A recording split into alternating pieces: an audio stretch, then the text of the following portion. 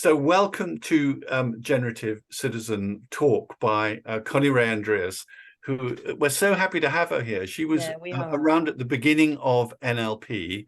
And there's always so much sort of argument about, who were the founders of NLP, but there was certainly, Richard and John and Judith Delosier and Leslie Cameron Banda and Robert and Connie Ray and Steve Andreas and a whole group of people developing NLP in those early days. And Real People Press printed most of the early books. Many of the early books went through Real People Press. And Connie Ray and Steve did a lot of the modeling of the submodality patterns that particularly I think Richard, I may be wrong about this, but was demonstrating intuitively. And so a lot of that core work of NLP was put into books by Connie Ray and Steve. And then Connie Ray went on to develop core transformation and now this awakening work. And both of those have a really sort of central spiritual component. We'll hear about that from Connie Ray, because I know about core transformation because I went and did some training in that, but I don't know about this latest iteration. But I do want to just sort of personally say that I have such a wonderful memory of going up into the mountains in Colorado to an NLP comprehensive summer school. I don't know if it was the late 80s or the early 90s, and all these great trainers in the training room, and this beautiful mountain outside. And they had this sort of little cart on the mountain, not a part of NLP Comprehensive, but right on the mountain, they had this little cart on a tiny little line, and you could zoom down the mountain at great speed. And when I needed shaking up, I would sneak out of the training room and go and shake myself up on the mountain. It was such a great program, and at the time, it was so great to get the contrast of the sort of big picture states-orientated work of John and Judy's new code NLP, with the detail-orientated of the models that NLP Comprehensive was doing. So it's so great to have you here, Connie Ray. And I have to say, when I was thinking about who are the people in the NLP field who are generative, you were top of my list. Steve and Robert, because they came up with the generative field, and you were the next person on my list. So I'm just so happy that you're here with us today, Connie Ray. Yeah, thank you so much. Thank you. Yes. Well, I want to thank Julian and Judith for reaching out to me about connecting with you and doing this talk today, because I feel it's a really special opportunity. I'm falling in love with your group already, just hearing you all introduce yourselves to each other. I can see what a warm and kind community you have with each other. And that's something special. And I also really feel very much aligned with your mission as the Generative Citizen group, as I understand it. Your interest is in, yes, we start with changing ourselves, but we also have an awareness of the whole, the world that we're a part of, and you have a desire to, as I understand it, please correct me if I got this wrong, but I think my understanding is your mission is in part to change ourselves, yes, and so that we can also really contribute to our world, and a kind of recognition that real change depends on us gathering together as groups, collaborating on this, that no one person can do what's needed. So I very much resonate with that. And so thank you for inviting me to talk with you today. I also feel that what your mission is, it's never been more important in the world. Right now, more than ever, it's important that we get this right, so to speak, that we find ways to grow our own consciousness, that we find ways that we can come together and collaborate and be able to kind of let go of our egos, our separate selves, and really join together for the good of the whole. And that's so much easier said than done. So, I mean, we all can want to do that, but how does it happen? How do we really let go of our egos? I know, as I consider this an ongoing process. It's not something that you just decide to do and you do, but really developing our consciousness, evolving, it's something that takes commitment and practice over time, in my experience. And so my intention is to share with you today a specific practice that has come to me that I've been teaching a lot lately, and that it's what I think its contribution is that it gives us a way to put the words into practice, to put the intentions into practice, an easy, kind, gentle, loving way to put the intentions into practice. So we all want to be able to let go of our individual selves, our separate selves, our limited sense of self. We all want to be able to sort of be the whole. But how do we do that?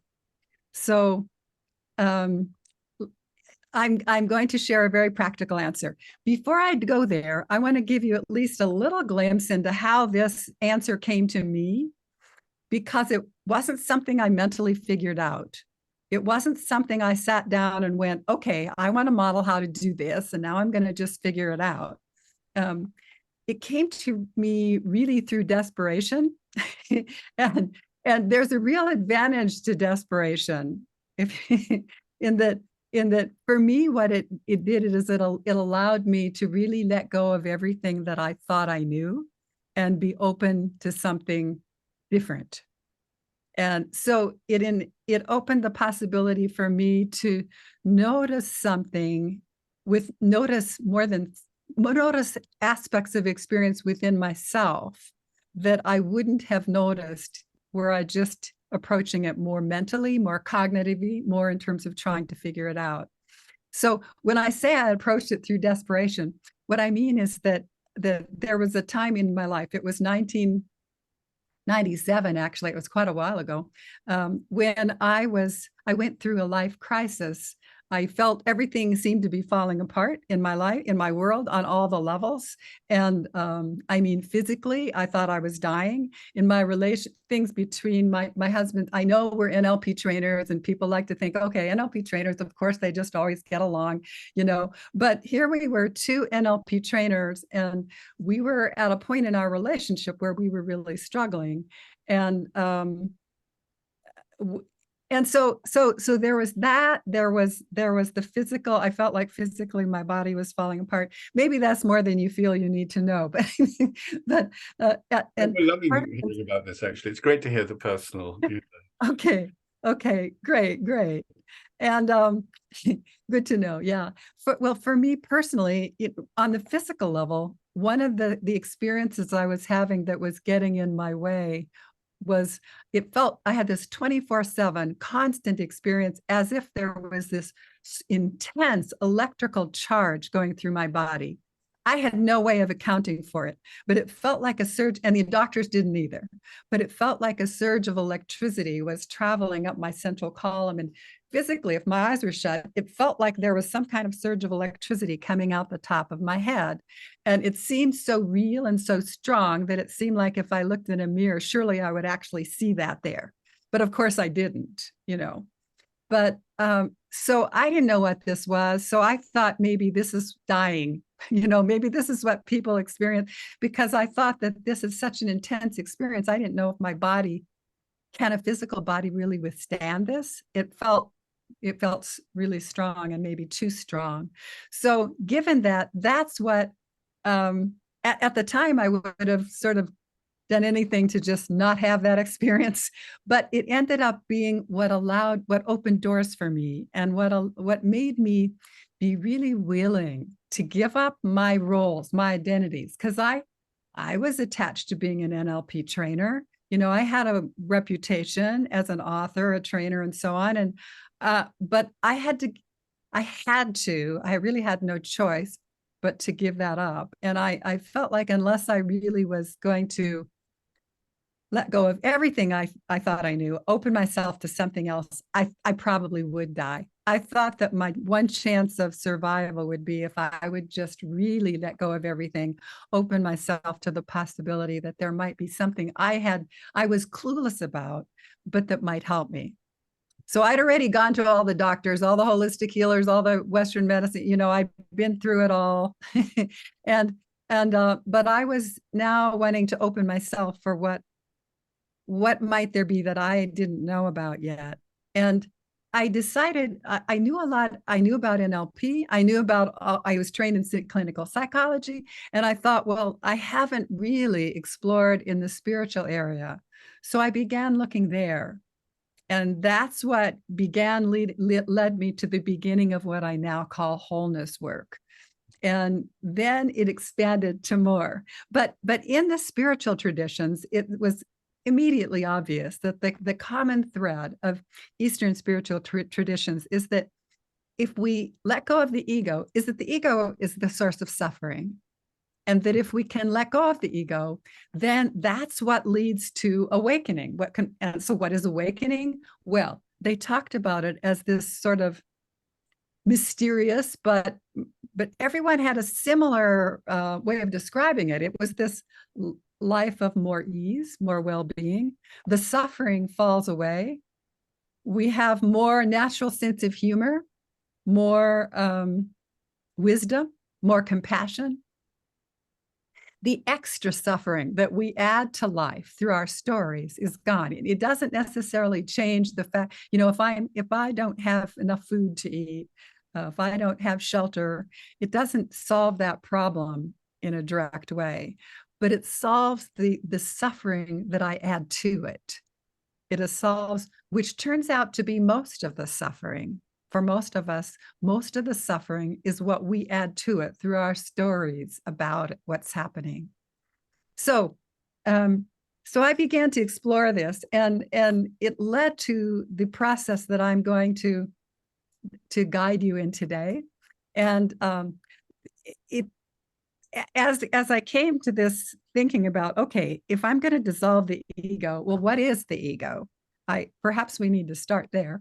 And I thought, well, the ego, it's the I. It's in the simplest terms, it's the I. But that doesn't really help us either very much, because what is the I in experience, right?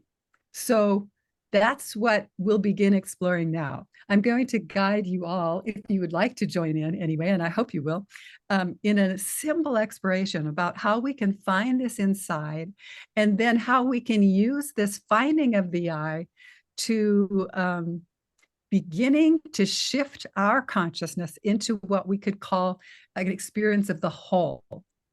And there's so much positive that comes when we do that. But first, let's just start with the experience, if that's okay. Ready to start? Anybody ready? Okay, so here we go. And I'll do this along with you, but we can all just kind of get into a comfortable position. And perhaps with eyes open or eyes closed, maybe take a deep breath, relax, whatever is easy to relax, just relaxes. And then notice, check in and through your body for any body sensation that emerges.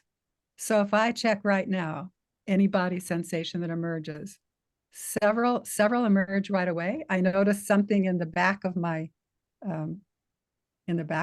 torso, kind of just inside my ribs. I notice a slight sensation inside my forehead. And you probably notice something too. It doesn't need to be a problem. It doesn't need to be not a problem. It's just whatever sensation you notice. It can really be anything: positive, negative, neutral, none of the above. Anybody have difficulty noticing a sensation? Okay, so you all have a sensation. If you've noticed more than one, pick one to explore. Doesn't matter which. So I'm going to take this sensation in my forehead, and then notice how much area it takes up, the space it takes up, the size and shape, and then sensing in and through the space of it, notice the sensation quality there. So it might be, by sensation quality, I mean things like, for me, there's a slight, almost a tingling, a very slight weightiness, a slight density, and that's about all I notice. So would a few of you like to share what you've noticed in the body sensation? And you can use the raised hand button at the bottom under, where is it? Under reactions? Yes. Yeah, if you raise your hand, then I will see then you'll come to the top and I'll see that you've raised your hand. If you'd like to just share or be willing to share, if we get a few people to share, I think it helps to understand helps me know how you're experiencing it, and helps the group. Would anyone feel comfortable sharing what you've noticed so far? Let's see. Oh, I got to get to. Oh, Julian, great. Yeah. Oh, yeah. You can just raise your actual physical hand too. So what are you noticing? Except we've got 3 screens, so actually, yeah, better to raise your physical hand, even though I didn't do it. Yes. It's ready. If you, yeah. So tell me what you noticed. Usually I would pay attention to my chest or my belly, but I just noticed spontaneously some tension around here, like Okay. quarter All right. of an inch inside my. Great. And it looks like, you're sensing the location already, how much space it takes up, and then sensing in and through. Did you say it's kind of like water, or did I get that wrong? No, I didn't say water. No, it's. Yeah, sensing in through. Is there a sensation quality easy to notice? Yeah, it's sort of. I mean, it's tense. I mean, I would say. Yeah. So tense, this is great because tense is a word that's on the way. That's kind of similar to what I was noticing, Julian. And Yeah. tense is on the way between what we could call meaning interpretation word and what we could call sensation quality. Okay. So if we had to let go of the word tense and just notice the sensation itself, might there be a pulling, for example, or a pressure, or a warmth or coolness? A pressure.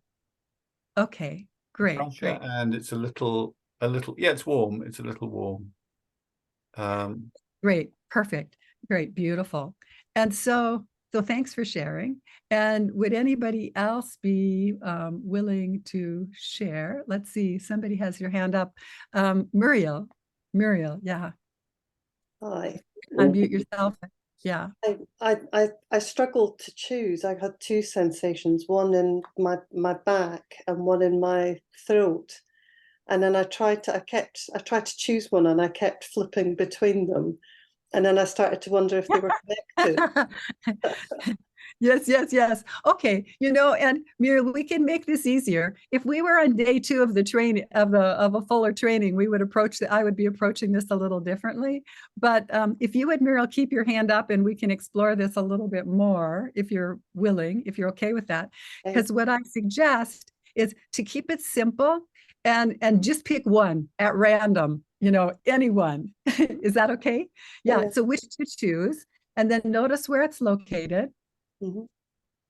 And then notice and where's that? In my back. Okay, in the back. Great, excellent.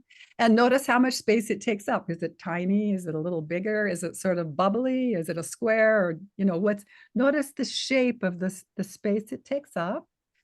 Yeah, and then sensing in and through what's the space, what's the sensation quality there?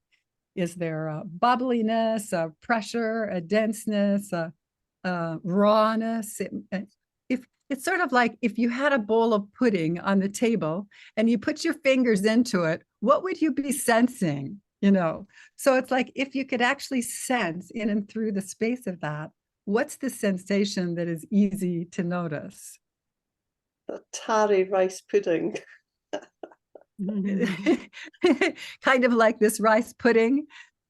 Stickier, like tar based. Yes. Sort of like sticky. Yeah. Excellent. Okay, so thanks, Muriel. And let's take 1 or 2 more. Nicola and Jane, you have something? Yeah, go ahead, Nicola. Yeah, so mine was, if I bring so it came up to here, and then it came round and then down so it's like a sort of kite shape. That's sort of how much it took. Excellent. And then sensing in and through, what's the sensation quality in the area? First of all, I was thinking fizzy, and then when you get those sweets, those little sweets that you put on your tongue, and then they crackle on your tongue. Perfect. And I want to say too, for everybody on the call, it's fine if you can't find a word for it. The important thing is to just the the sensing itself. The words don't matter. The words just help me to understand if you're actually sensing it. Yeah. Thank you, Nicola. So Jane, would you like to share one too? Yes, thank you. It's like around the eyes, but on the inside, kind of like little granny glasses. Uh-huh. Great. It's wild. Shaped like granny glasses in there, and then sensing in and through the space of it. What is Yeah, it's a contraction and a pulsating, a very slight pulsation. okay, excellent. Sort of contracting and pulsating. Perfect. And Zarko, you've got your hand up, and so please share what, if you're willing, share what you've noticed. If you could, mine's on also in the eyes and a little roughness around them. And the visual things is they are dry, but there are two parallel lines which kind of vibrate in between. So they come together, those two parallel lines, like coming together and yes. and like then moving two lines again. kind of vibrating together. Yeah. And Right. Zarko, one thing, just as your note, this is perfect. And make sure you also are noticing in the lines themselves, the sensation quality in the area space of the lines themselves. Yeah. Okay, beautiful. And I see more hands are going up, and I'd love to take more time, but I think we need to move on to the next phase. Georgiana, maybe you can, if you're willing, share the next time. Will there be more sharing chances? So now I'd like to go to the next step of this exploration. And what each of us has found a sensation. We found a location, we found a sensation quality, we've noticed the sensation itself. So now we could each say, and it would be true, I am aware of this sensation, right? That's a true statement right now. I am aware of this sensation. So if you and I, if we all notice this right now, I am aware of this sensation. Notice that experience right now. So we're sensing the sensation. We're thinking, I am aware of this sensation. And now we ask inside, and where is the I that notices? Where's the I that notices? And just notice what spontaneously emerges. I am aware of this sensation, and just notice the location that spontaneously emerges. And then I'm going to invite whoever would like to, whoever is willing to again share. What do you notice? What location emerges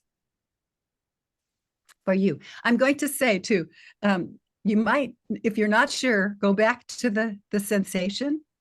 Go back to noticing the sensation. Okay, I am aware, so that this is a true statement at the time. I am aware of this sensation. And then we ask, okay, where's the I that notices?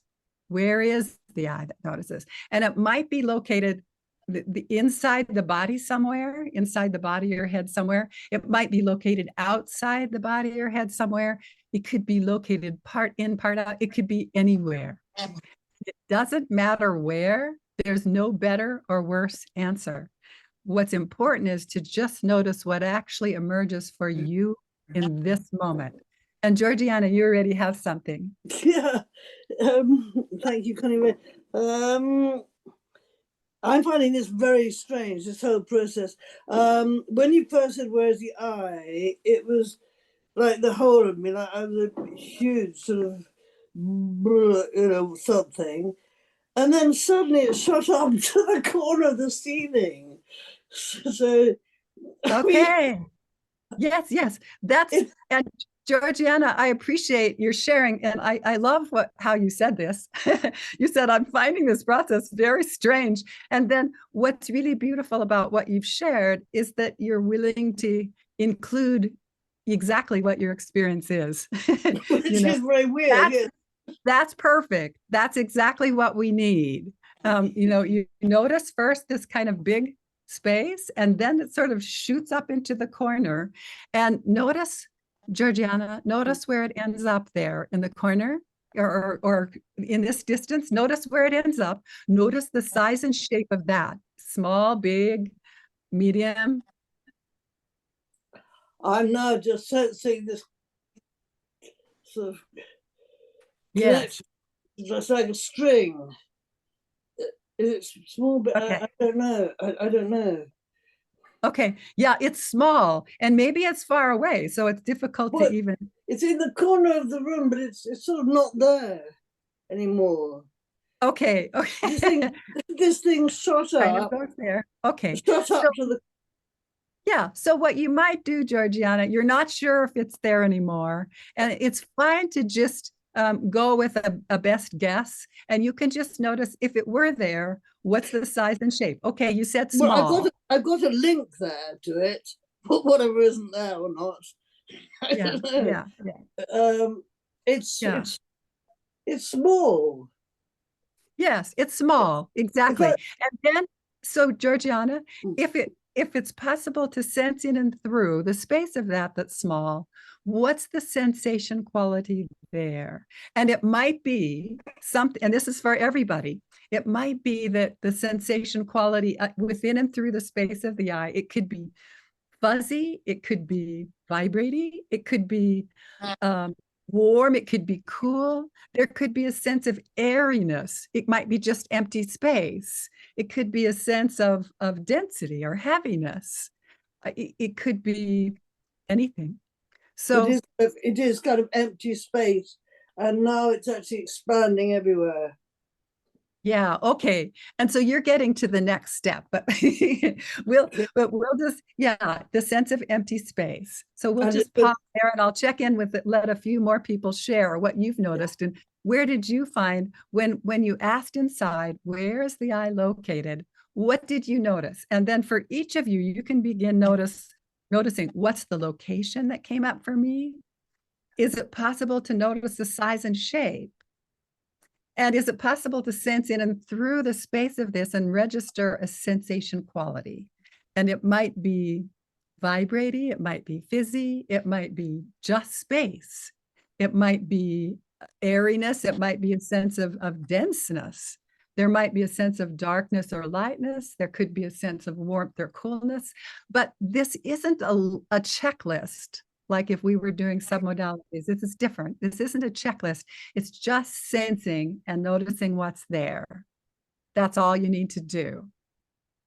So Kamna, yeah, what are you noticing? What if So I noticed a heaviness at the back of my neck when you first asked for a sensation. And then when I said I am aware of this sensation, it was very strange. I just had this little sphere here, and the eye was just the sphere here. I just a myself sphere? felt like Good. That's felt good. And where? myself like space. I wasn't there. I was just this sphere here. Yes, yes. Was my, And I want to just say, two of you have already said it seems kind of strange and good. it is kind of strange to begin noticing these things that have present inside and yet out of consciousness. And so that's fine. And it may be that what you notice is different than what you expect. That's always a sign you're on track. So when it seems strange, when it seems surprising, that's usually a sign you're right on track. So Kamna, you said it was the sense of space. Where did you say? I missed the location. it was the back of my neck where sometimes. Oh, but I mean for the eye. Was the eye also so in the back? I wasn't there. It was just a sphere here. The sphere here. And when you say the sphere here, where is here? At the where my neck is normally. Okay, again, where the neck is again. Yeah. Okay, good. So, and how big is the sphere? About like that. It's 2 centimeters. Beautiful. Diameter. Yes, beautiful. Perfect. And so now sensing in and through the space of this sphere that's about to, just sensing what's the sensation quality. It's sort of like, what's the sensation quality of the energy in and through the space? So it's a solid sphere spinning a bit. It's a solid sphere spinning a bit. Yeah. Now, when somebody says solid, it's always good to check, is it solid all the way through? Sometimes it's solid on the outside, but not all the way through. So if it's solid, if it feels like dense hard all the way through. Yeah, it is. Okay, good, perfect. So that's exactly what you need to know. You've got the answers. Thank you, Kamna. Yeah. So now I'm going to check with Zarko again, and if you could share. I'm just going to make one adjustment.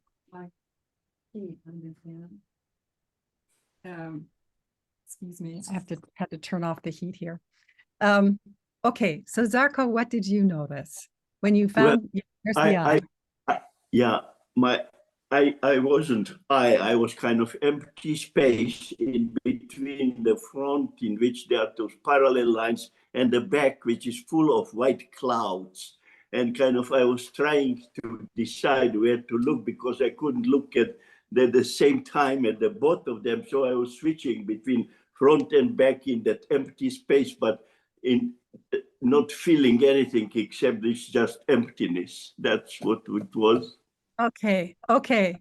I think, yeah, I think that will work fine, what you've had. And here's you can again go with the simplest version, the easiest, what's easiest for you. So as you're noticing these parallel lines and the vibrating in between, and you can say, and it's true, I am aware of this sensation, right? The lines and the vibratingness, that's true, right?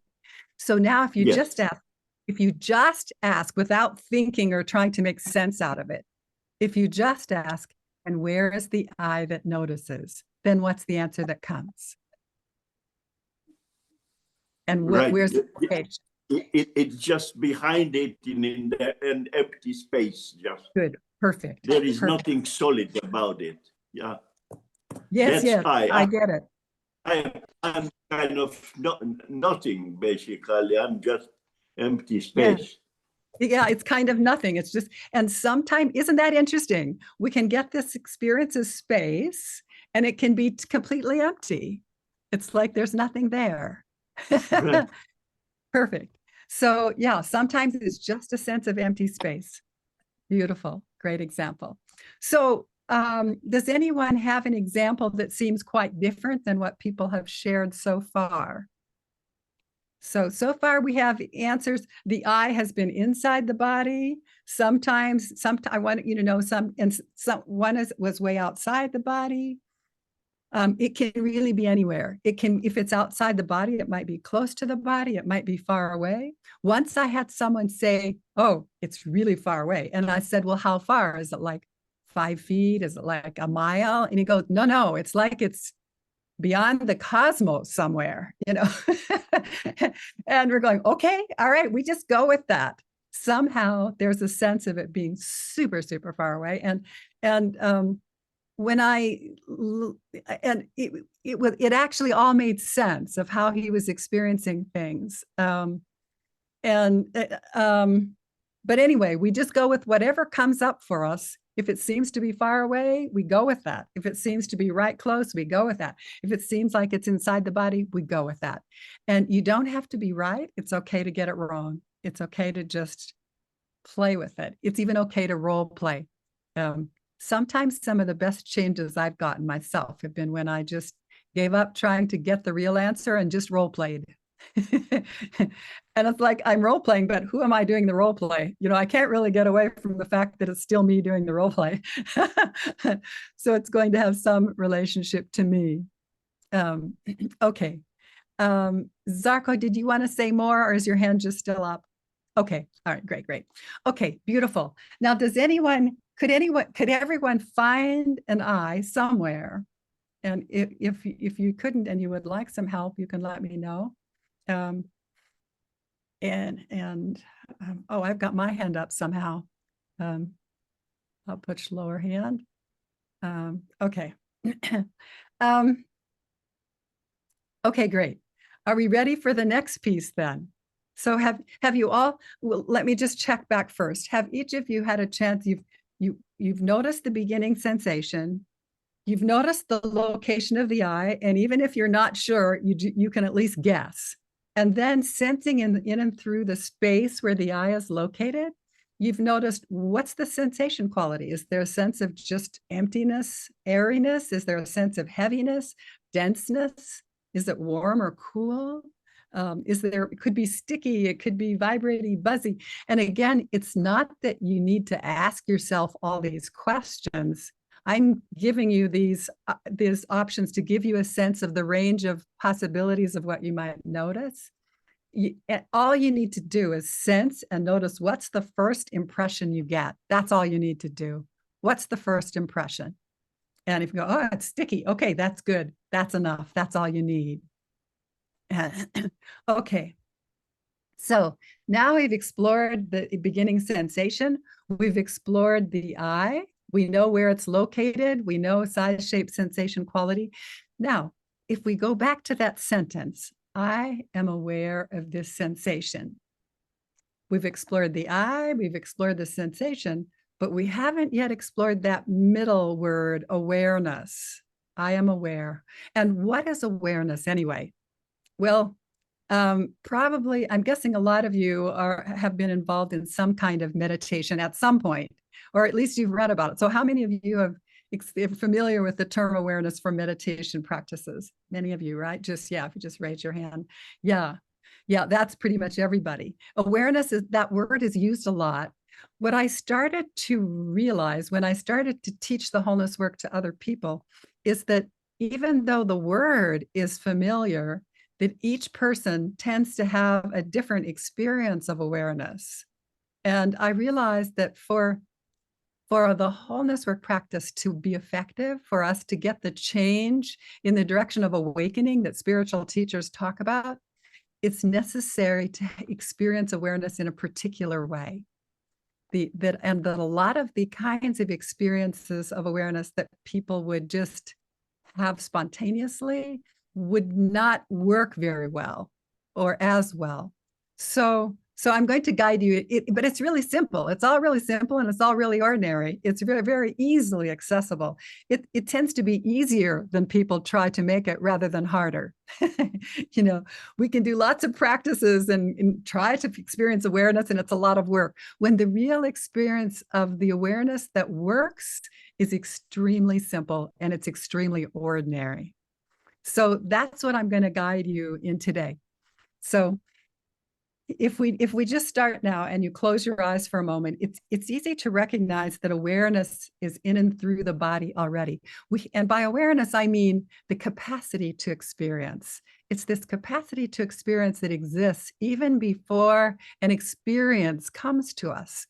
And it's this capacity to experience, this awareness that's already throughout your body that makes it possible for you, that made it possible for you to notice a body sensation. Without awareness already present in and through the body, you wouldn't have been able to do that. And right now, if something were to bump you on the knee or somebody comes and taps you on the shoulder, it's not like you have to send your awareness there to notice, right? The awareness is already there, and there's a natural noticing, a natural receiving of the experience because awareness is already present in and through the entire body. So we can just pause a moment to experience that, to really let that settle in. Yeah. To just register that. And then we can register also that awareness is already filling the space all around us. This capacity to experience already exists, is present in the space all around us. And we can test that out. It's like if somebody were to call your name from one side, there would be a natural receiving of the sound. Again, you wouldn't have to go send your awareness out to get the sound. Oh, maybe somebody's calling my name. I better send my awareness out to get that, there would be an automatic receiving of the sound. If somebody calls your name from the other side, again, there's just this automatic, easy receiving of the sound.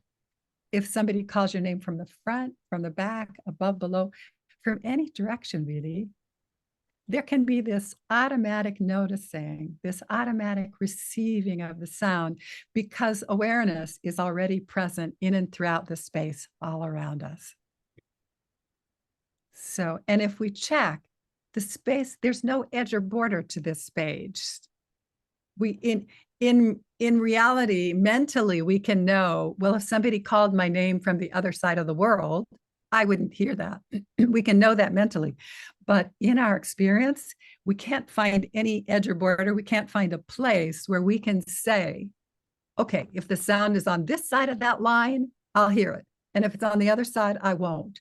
There's no border like that. And so experientially, in terms of our subjective experience, awareness is this experience of space that's all around in every direction simultaneously right now, and without any edge or border.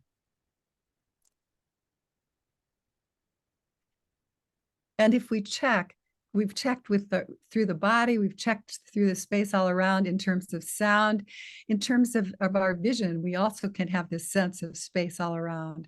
If we open our eyes, we can see the space that's all in front of us. We know that there's space. The space exists even before, like if a butterfly comes through, the space exists before the butterfly flies through.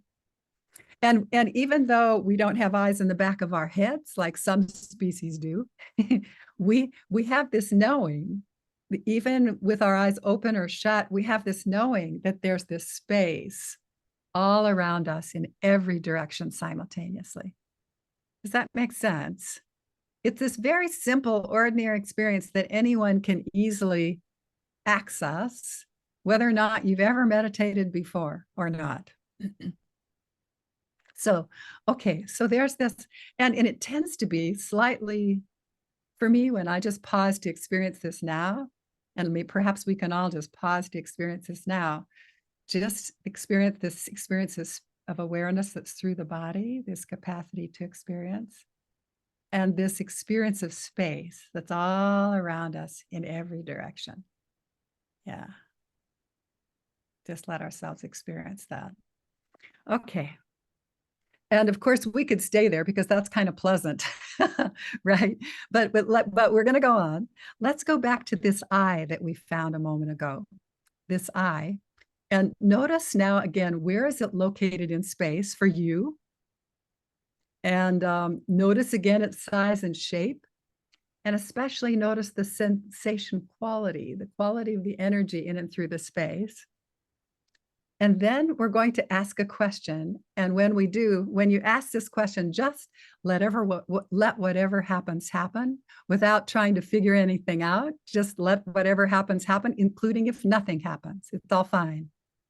So now, sensing the energy of the I, the sensation quality of the I, notice what happens when the sensation of the I is invited to open and relax in and as the full space of awareness that's all around and throughout.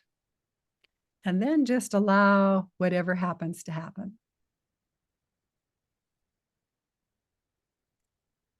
Yeah.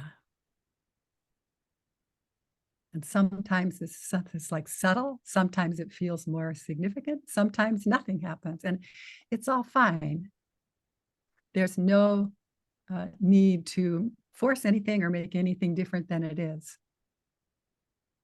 And then if nothing happens, we can ask the invite question one more time just to see if anything happens. Going back to the sensation of the I, notice what happens when the sensation of the I is invited to open and relax in and as the fullness of awareness that's all around and throughout. And then just allow whatever happens to happen.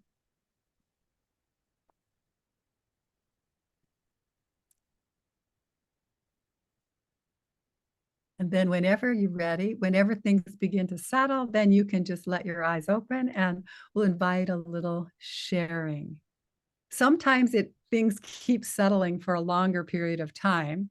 And then it's nice to give it time to continue. And you can do that even as we talk. So Zarko, are you ready to share? Or is your hand still up for me? Yes.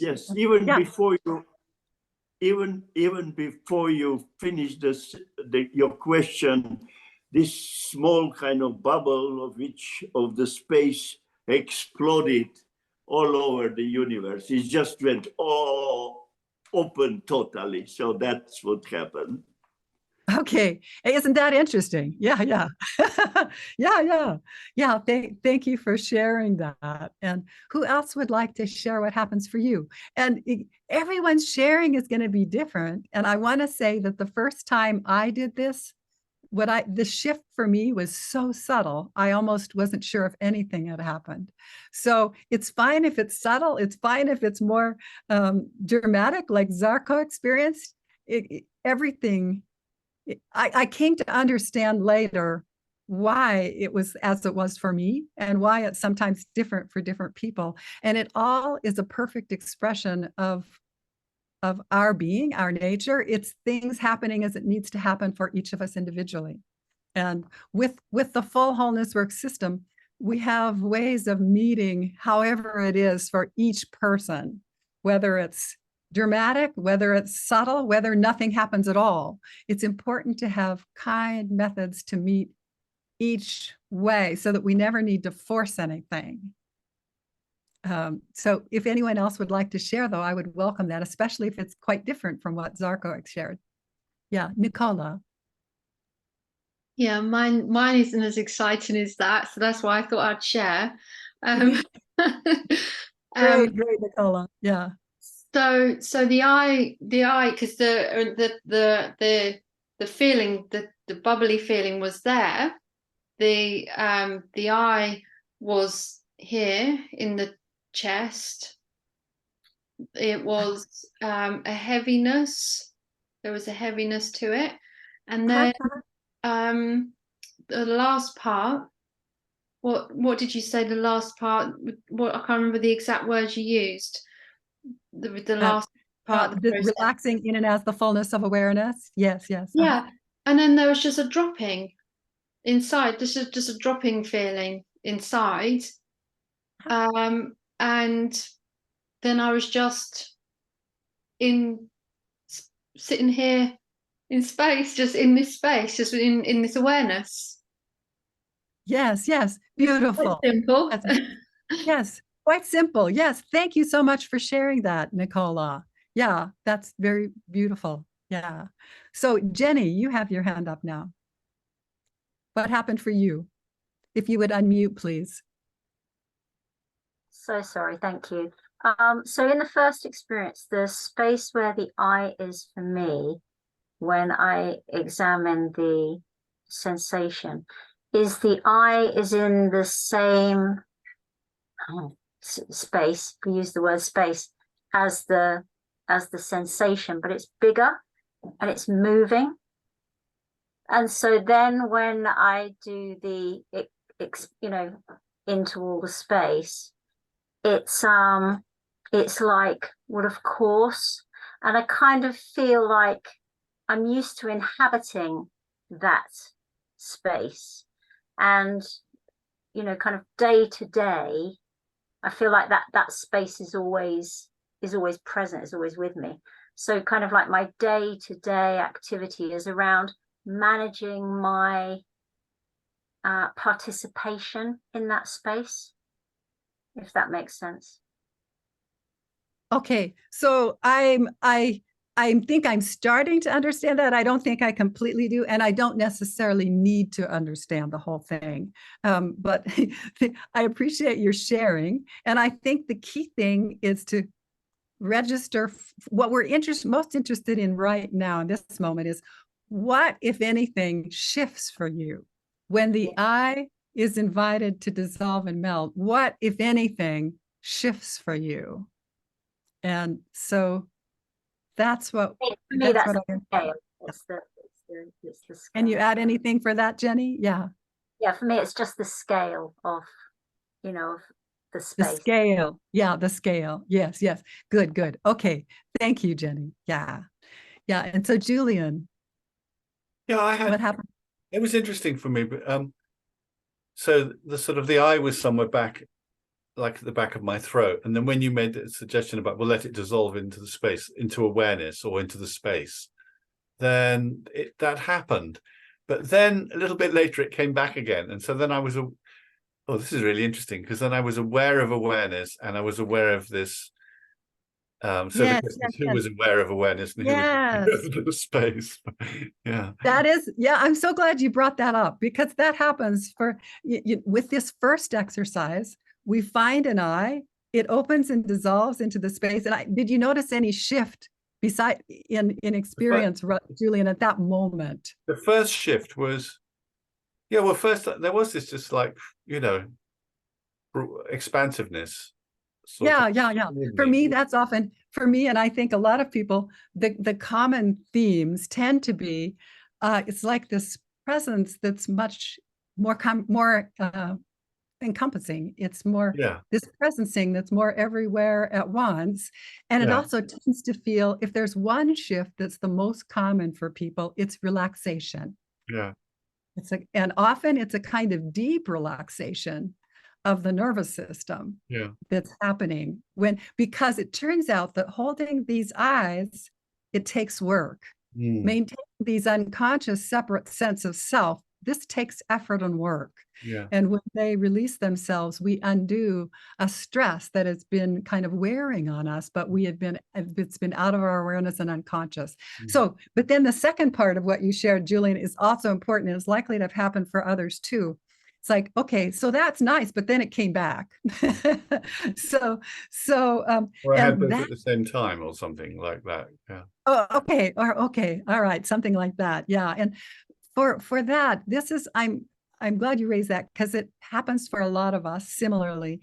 With this first exercise, it's enough to start experiencing it. And for some people, not me, but for some people, it's enough for permanent change. So I have had people do just this exercise, and it results for them in permanent change. And they email me and they go, wow, it's changing my whole life, and I'm kind of going, cool, but it sure didn't happen that way for me. And for a lot of us, it has to do with how our psyche is organized. And I required a little more, and most people do require a little more, for the change to be permanent, lasting, and also more complete, more comprehensive. And that involves the next steps of this, which are, I'm really trying to put in as much as I can in 90 minutes. I really am.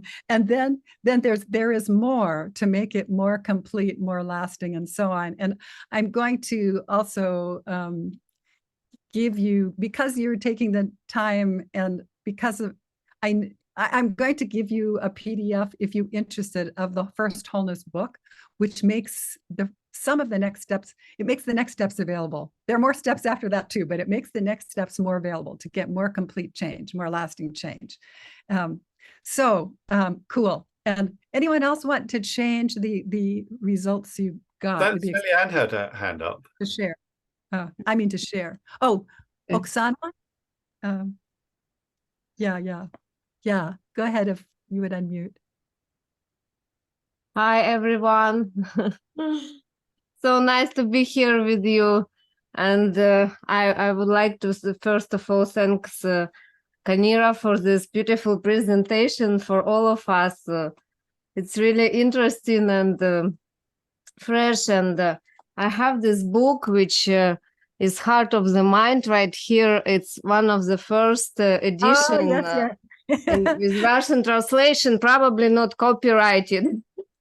I don't know, but it's really one of our table book for our students and participants. We always recommending them to read this book, because it's one of compilation of techniques for a lot of different cases, which is really helpful for professionals and for self-coaching.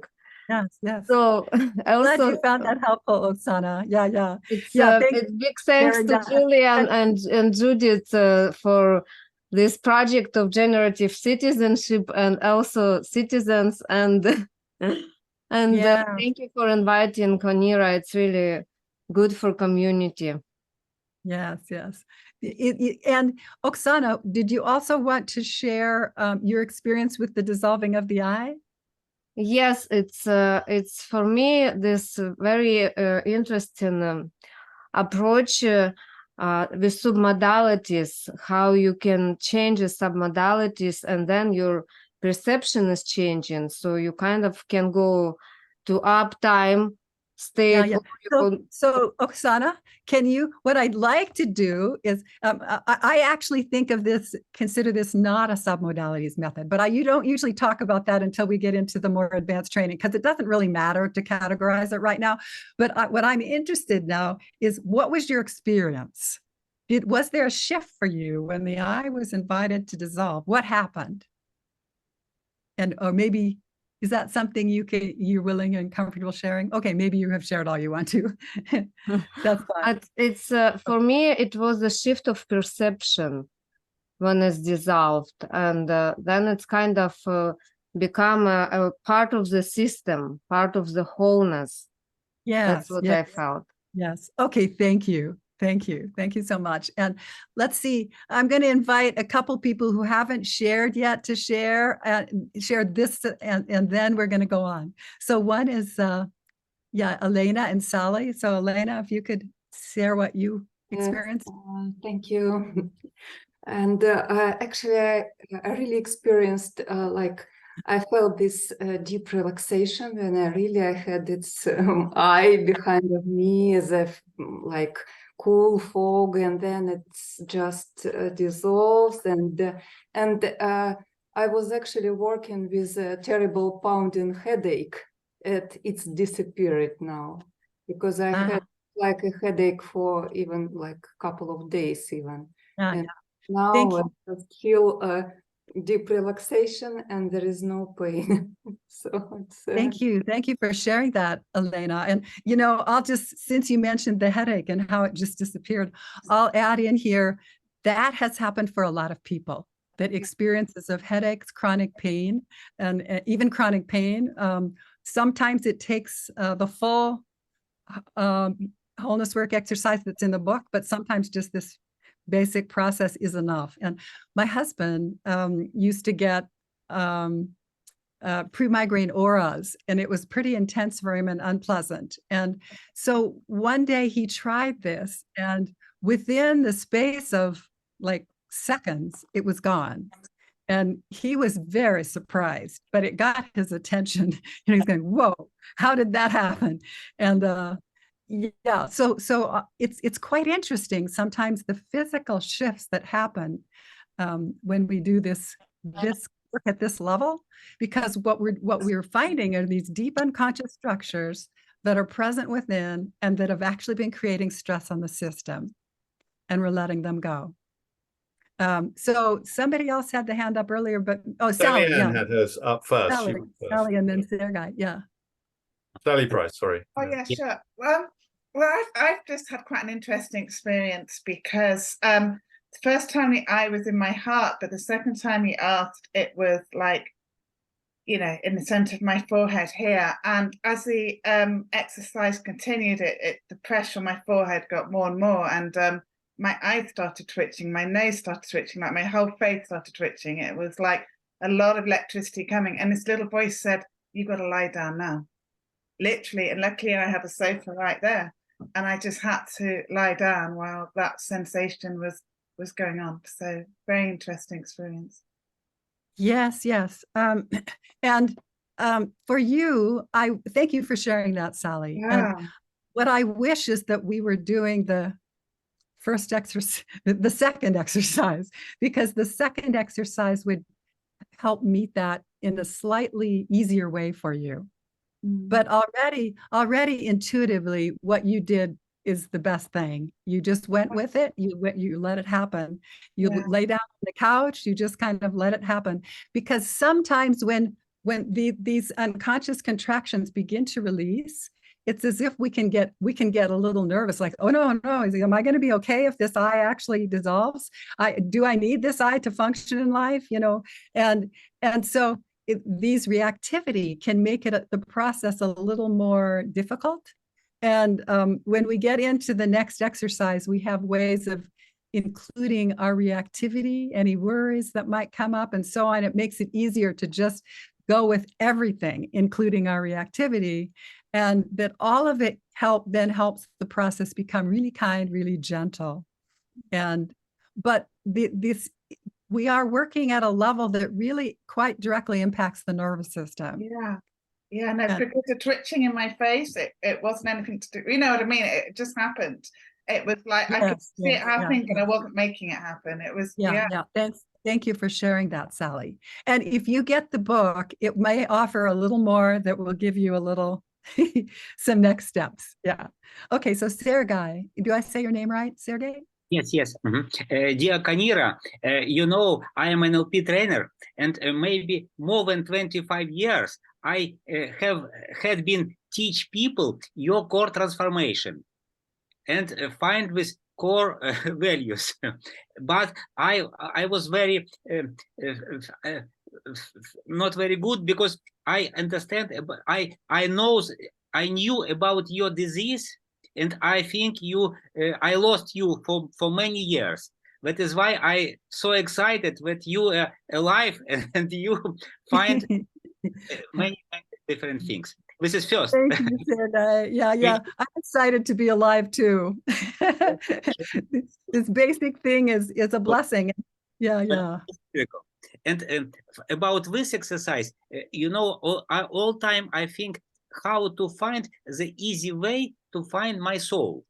And I know where my soul might be, behind my heart. But, you know, today I feel it. And it was very, very fantastic to know about it. Yes, thank you for sharing. Yes, and my question is, and I feel it, and it starts grow. And my question is how to live with that my real I, my big me. Yes. This is a good question, and this is the whole, what I think this practice helps us to do, and it doesn't. But you're exactly, I have that same question. It's such an important, how do I live from here as my real I? So maybe this is a good time, unless I'm wondering, let's see, who also had their hand up, if you would like to also share something first. Zarko, do you want to share something first? You had your hand up? Okay, so we go on then. Yes, we go on. I do want to say something, yeah. Okay. That, it wasn't, you know, this experience wasn't first time for me. And in the past, it happened 2 or 3 times. But I remember it, I cannot reproduce it. So I'm so grateful that now I have, in a sense, a tool to come back to it in the state in which I intentionally would not ever do it intentionally. So thank you. Yes, thank you for sharing that. I have had a lot of people who come from a meditation background tell me, and people who value their meditation practice a lot, and where it's helped them a lot, you know, and often they will tell me that they enjoy just that aspect of this. It's like, wow, I can't believe this. I could enter a state like in moments that it might have taken me 30 minutes, 40 minutes to get to with my usual practice. So each person is different. And, you know, some people choose to combine this with their meditation practice. Some people don't. They like their meditation practice as it is, and they do this. Some people who've never been able to meditate, quite a few people who've never found that meditation works for them have found that they can do this. And it's because of the next steps, which are discussed in the book to some extent, that we have ways of incorporating dealing with the objections and reactions that tend to come up. And we don't just bypass it and return to the breath or the space or whatever. We deal with and include every single objection, every single experience that comes in. We include that in a specific way that it goes beyond including it to transforming it.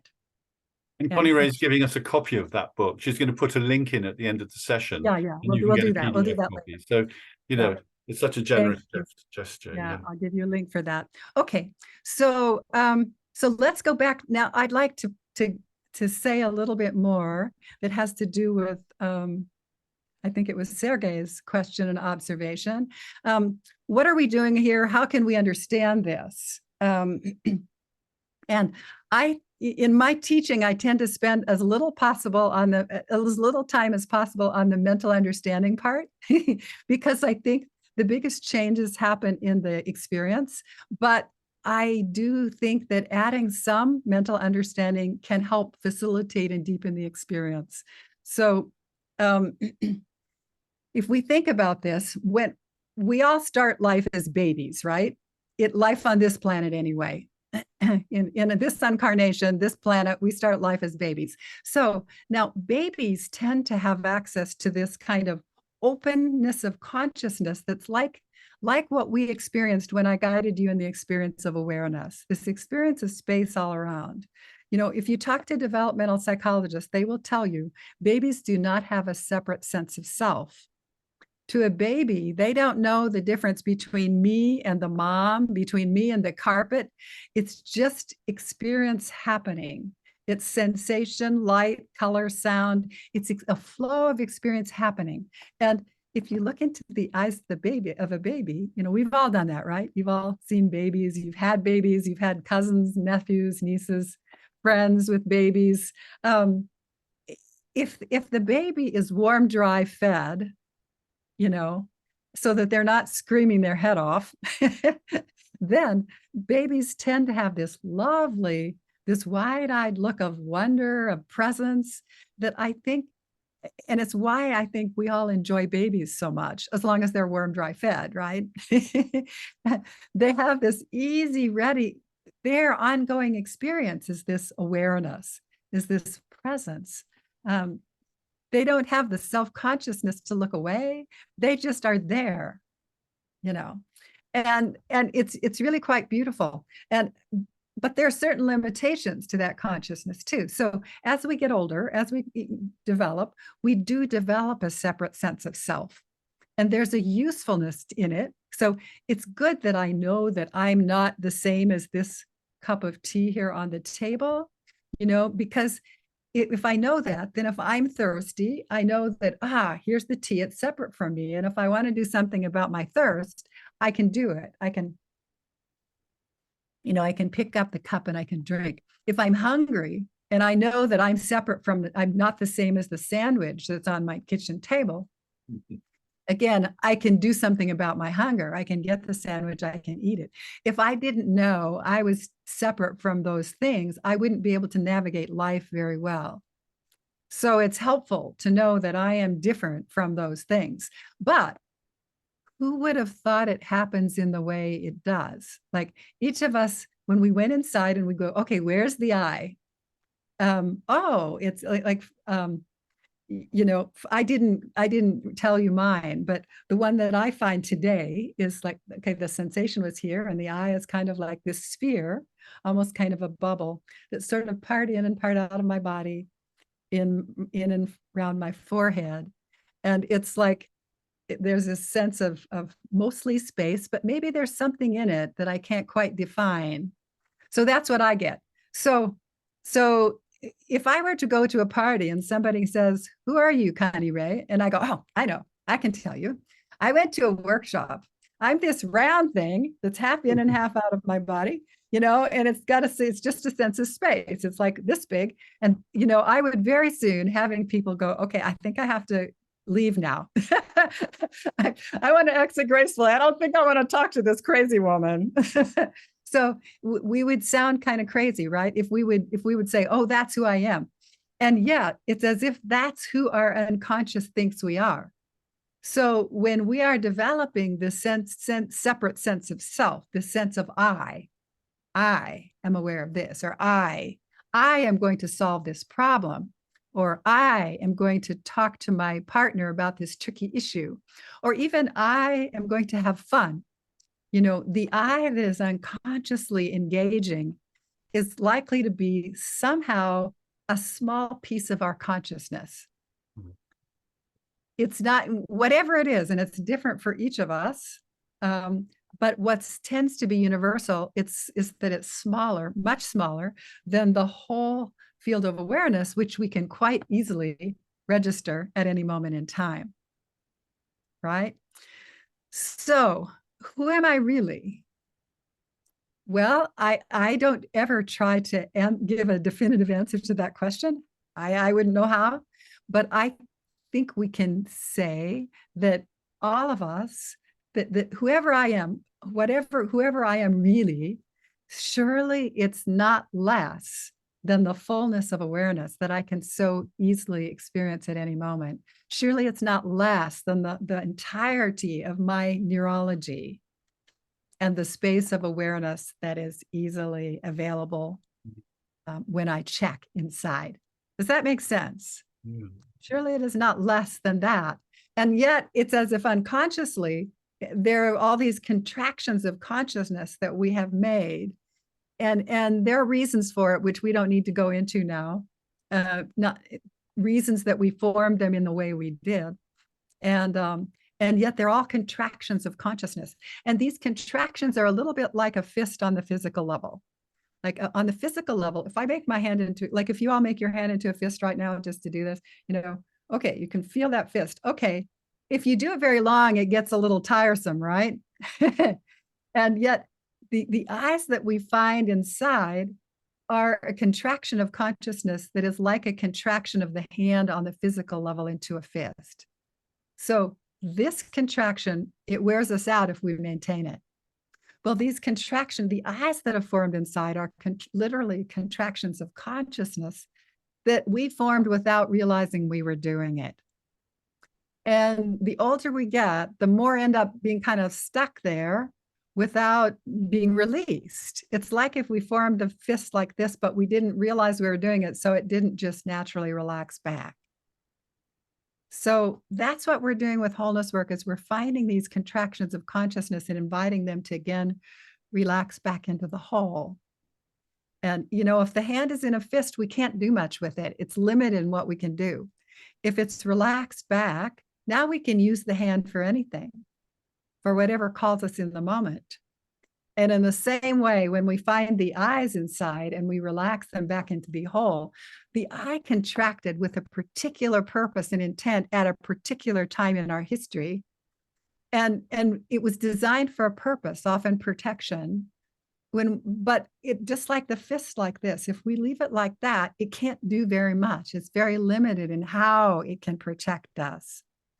But when we find them and we invite them to release back into the whole, then we can be more present. We have this full possibility for the fullness of who we are, to engage to the best of our capacity, to respond in the moment, to protect us, to protect others, to do more than protect, to be the fullness of who we are. This fullness that we can experience, it's a lot more relaxed, it's a lot more comfortable, it's more pleasant than the experience of the contracted eye, right? It's just nicer. So there's that. So, and just to give you just one more little image, if when I have all these contracted, well, actually, no, I don't think I need that. We'll go on. Because I want to have more time for you to ask questions, to share any concerns or thoughts you have. And also, Julian has some things to speak about. Let's start with a few questions that you might have.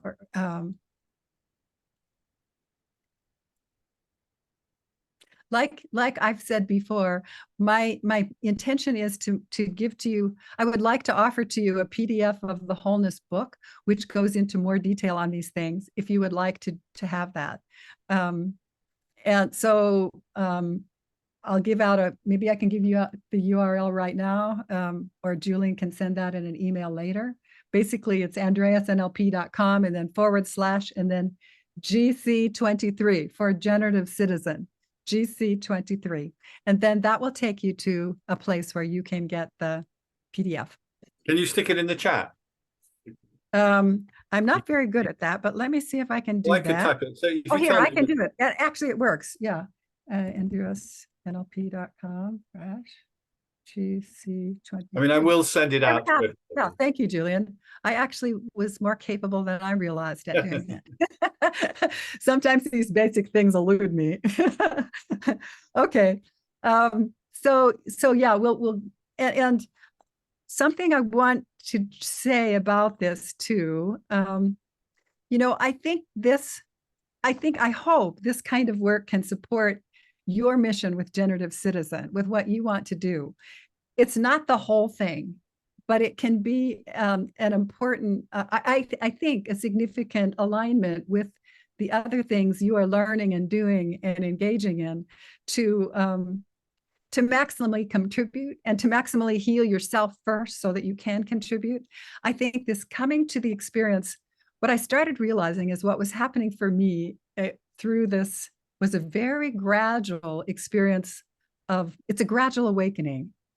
It's a gradual but inevitable awakening. And it's an awakening that happens in a kind and gentle way, because we're not pushing the system. We're not making ourselves stay awake 48 hours or, you know, pushing the system in some way to stress our bodies and create an openness through stress. Instead, it's through our present moment experience and knowing what questions to ask can make that an easy, gentle, and kind process. So, and it's gradual. It goes at the tempo that our system can handle comfortably, well, healthfully, and in a way that tends to revitalize us. And the general results of it tend to be things like less stress, dissolving of daily stress, more access to wisdom, compassion, solutions. And the solutions that come to us when we do this kind of work are inevitably going to be solutions that are more with the whole of everything in mind. When we're relaxing into this whole space of awareness, you know, we could talk about this as me, but it starts to become so that my experience of what we could call me or my essential nature, this field of awareness that I am, that feels really nice. And you don't have to have any beliefs to use it. But one thing that I notice is that for me and for a lot of people, as we do this practice, we start to experience, it's like, can I call it just me as a separate self anymore? I don't think I can. You know, it starts to be this experience of everything. Of the whole, yeah. That includes other people, that includes the planet that we live on. Yeah. It's so important, Connirae, because psychotherapy's been so great and coaching's been so great, but it's been so much, not entirely, but so much about the individual self. And the whole of Western society has been about the individual self. Let's consume more, let's get more, let's have more in my life. And now we're having to say, well, actually, let me be a bit more aware of community. Let me be more, hold a space for nature. And then this work that you're offering here, which is, well, let me somehow sense the whole. Let me find a place or a space in which I'm with all of this. The global community, nature, and the magnificent, this space of existence. And so it's so important, such important work, and so much relates to what we're doing, Connirae. Oh, thank you for sharing that, Julian. I really like how you expressed that. Yeah, that clarifies that for me a little bit more too. Yeah, the difference between this individual, the way we've been so much focused on the individual self, and this is going beyond that, but in a way that doesn't sacrifice the individual self. It's like we're not trying to override or pretend like we're not trying to override our very human impulses, even selfish impulses. We want to include everything, really. You know, well, Erickson would say, I'm all of this and much, much more, or something, and so I can be all of this. I love it. I love that. Yeah, I'm all of this and much, much more. Yeah. You mentioned Erickson, and I would just like to acknowledge that Erickson, in the inspirations for me for this work come from a lot of places, but the main two places for the beginning of the work come from Eastern spiritual teachings from Ramana Maharshi. And he had this teaching about asking yourself, who am I? Who am I? Who am I? You know, and basically I took that and I kind of go, well, people, the students are saying we can't really, it's an advanced teaching because it doesn't work for most people. But I'm thinking, okay, what if we change the question and we ask instead, where's the I located? And then we're into a direct experience of something. And then what if we go with, okay, we can see in Ramana Maharshi and the other Eastern teachers, we can see in their eyes, just like we can see in the eyes of the baby, that they're accessing the true teachers. We can see that in their eyes, you know. And not everybody's a true teacher. I just have to say that, in my opinion. But there are so many of them that are, and you can see that in their eyes, like they have that consciousness. So how can we go from the I that does exist in our unconsciousness, and not just go, oh, I's illusion, so we're just going to ignore it. Well, it's not an illusion in how we've constructed it inside ourselves. So it's really there. So if we find it, and then we invite it to, how can we then go from there to the whole consciousness that we see these spiritual teachers have accessed? So that's what we're doing with wholeness work. But another teacher that was important to me in this was actually Milton Erickson. And because I had the privilege, I'm not going to say the whole experience because it was actually an involved experience I had the good fortune to be able to study with Milton Erickson, be there for a week as a small group, part of a small group of therapists in the last year of Erickson's life. And on the last day of my being there, I experienced what for me was a profound shift in consciousness. It just came over me and I was going, whoa, what is this? What happened? And I'm kind of going, did Erickson have something to do with this? And he looked at me and he said, and your unconscious mind has just made an important decision. And I'm going, okay, he had something to do with this, you know. And then we went on, you know, it went on, there was more involved in it. But I was thinking, I thought to myself, I don't know what this is. Something came over me. I'm not like I've ever been. I have never experienced being like this before. Now, interestingly enough, to me, I kind of thought, oh, this is probably what everybody else experiences all the time. I experienced this kind of presence where I had no anxiety, no, no insecurities, just this presence, this well-being. No need to prove anything, to be something to other people. You know, it was this kind of well-being. And I thought, whoa, this is different. I've never experienced this before. And I kind of thought probably everybody else experiences this is all the time, but I've never experienced this. And then it was only later, unfortunately, it was temporary. For me, that experience was strong in the moment, then it went away. And Erickson died before I could go back and hope that he could get it back for me. So I was on my own getting it back. And core transformation was my first answer to how do we get there? How do I get? And then wholeness work is the next answer.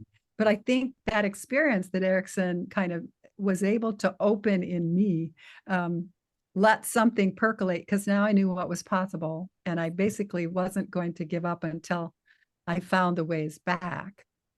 So beautiful. And what if, for those people who are generative coaching people or generative change people, what if this was your go-to coach state, you know, your go-to state for dealing with things in the world? Judith, do you want to I've already said to Connirae, you know, how important, how amazing I think this is and how important this is for our work. Would you like to add something? I just want to add, really, Connirae, I mean, I think the words, you know, well-being, certainly really, I really experienced that tremendous sense of well-being and a kind of softness and gentleness. And I think that's, you know, that's so much what we want to develop in ourselves and, you know, in community, so that we have a kind of presence and an energy in our everyday lives that touches people, that makes a difference, that kind of changes the atmosphere, you know, wherever we go, when we can. You know, I want to also say I am no living saint, but on the other hand, you kind of know that it's possible. And I thought that was just such a beautiful kind of access into that. And again, it's not something I have all the time, but that was just lovely and absolutely part of our work. So thank you so much. Yeah, thank you, Judith, for sharing that too. And I want to say too that these qualities you're mentioning, Judith, of the well-being, and I forget what else, but the kindness, the compassion, the gentleness, the willingness to include everyone. I've experienced that in you too. You personally, Judith and Julian. I know you guys have real leadership roles here, and I've experienced that from both of you so strongly. And I've also, I can also see those qualities in the people you've attracted in this group, just so much in the people present here right now, so much of this kind of quality. And so I again, I'm touched by it, and I'm grateful to be able to share this with you. And because I think with these kind of background, it's easier to go farther, faster, Yeah. Yes, I agree. And together we can go further. That's why we're building this community of people together, and it's wonderful the people that that have come. We've got 1 minute to go before the end, so I just want to just briefly share some things that are coming up for us. So we've got, the most exciting thing is that it's really for people who've done Generative Citizen level 1. But other people can slip through the door if they really want to as well. Let's put it that way. They can. You can come. But so that the first practice is the state. The second practice is self-awareness of who you are and your patterns. The third practice is deepening skills of empathy and connection. The fourth practice is the communication skills for difficult conversations. And the fifth practice is, how do I experience the world? What's happening in the world? What's evidence-based? What's historical? What about social justice? What's the truth about what's happening in the world? And so Judith is running these level 2 classes in the autumn for free, actually, starting on the Wednesday, the 25th of October. Judith, do you want to say something? It's all on the slide, Julian. It's lovely. And there'll be 3 different evenings. It's not all Wednesday the 25th. I've forgotten what the other 2 dates are, but you can get them from Julian's. You'll get them in the email. And this is really the work that we are part of a global movement, really. Everybody's doing, their own piece of work and contributing in, like the joy of having Connirae here this evening. It's like, how can we, take what we know and actually, bring it into the world ourselves, but also share what we know with people who really are looking for what we have, people in, climate change movements or social justice movements or whatever. It's this kind of inner work and this skillful communication work that they don't have so much as we do. So we are kind of taking our skills, hopefully, to the next level, and also looking to share and connect with many people around the world, really. Ultimately, we have quite a global community, and we're really looking forward to passing it on as well. In 2024, we've got plans for a very supported trainer training, so people can take this work, these 5 practices, and take them into their own communities. So please come and join us. It would be really lovely. And a whole one-day workshop on the 17th of February, Judith Lowe and Sally Ann Weston Scales. It's so great. Go on, Connie.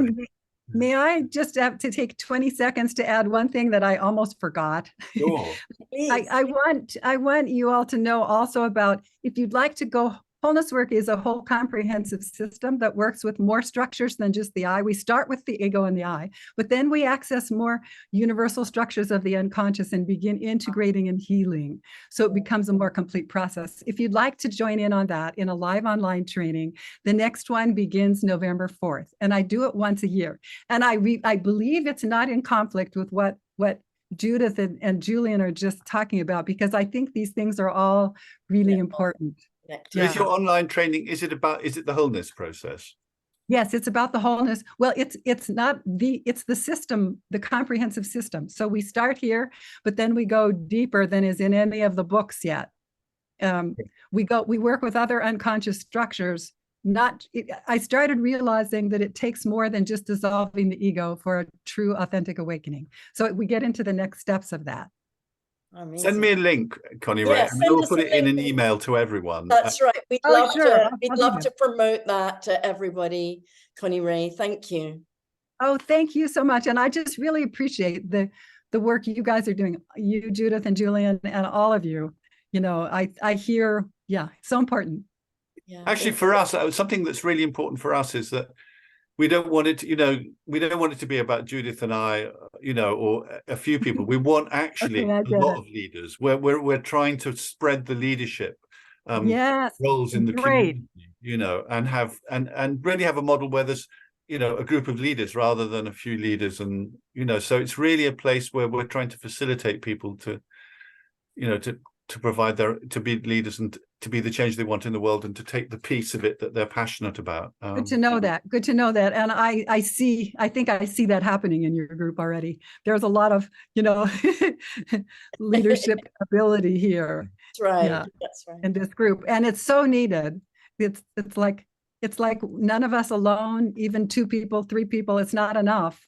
Yeah. It's like, and so many people want to do this work, actually. And we literally really do have a lot of amazing skills and models that we can share with people. So wonderful. Thich Nhat Hanh said the next Buddha will be a community, which I love the idea of. It won't be us, Julie.